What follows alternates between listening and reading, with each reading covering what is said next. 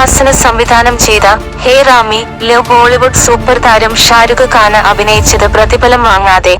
പുതിയ ചിത്രം Indian 2ന്റെ promotion ചടങ്ങിനിടെ കമൽഹാസന് തന്നെയാണ് വെളിപ്പെടുത്തല് നടത്തിയത്. സൗജന്യമായി തന്റെ സിനിമയിൽ അഭിനയിച്ചതില് ഷാരുഖിനോട് എന്നും കടപ്പെട്ടിരിക്കുന്നുവെന്നും കമൽഹാസന് വ്യക്തമാക്കി.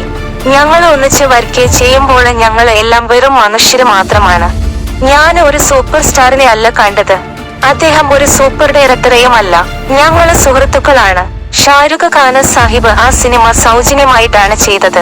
ഒരു സൂപ്പർ സ്റ്റാറിന് അത് ചെയ്യാനാവില്ല, ഒരു ആരാധകന് മാത്രമേ അത് ചെയ്യാനാവൂ. ഞാൻ എപ്പോഴും അദ്ദേഹത്തോട് നന്ദിയുള്ളവനായിരിക്കും. പിന്നീടാണ് നിങ്ങൾ ഞങ്ങൾക്ക് താരപട്ടങ്ങൾ നൽകിയത്. എളിമയോടെ ഞങ്ങളെ സ്വീകരിക്കുകയായിരുന്നു, കമൽഹാസന് പറഞ്ഞു. ഹിന്ദിയിലും തമിഴിലുമായി 2000 റിലീസ് ചെയ്ത ചിത്രമാണ് ഹേ റാം. ഷാരുഖ് ഖാനൊപ്പം കമൽഹാസനും ചിത്രത്തിലെ പ്രധാന വേഷത്തിലെത്തിയിരുന്നു. ചിത്രത്തിന്റെ തിരക്കഥയും നിർമ്മാണവും കമൽഹാസന് തന്നെയായിരുന്നു. ബോളിവുഡ് വിഖ്യാത താരം ദിലീപ് കുമാറുമായുള്ള ബന്ധത്തെക്കുറിച്ചും കമൽഹാസന് വാചാലനായി. തേവര് മകന് ഹിന്ദി റീമേക്കില് ദിലീപ് കുമാര് അഭിനയിക്കണമെന്നാണ് താന് ആഗ്രഹിച്ചത് എന്നാണ് അദ്ദേഹം പറഞ്ഞത്.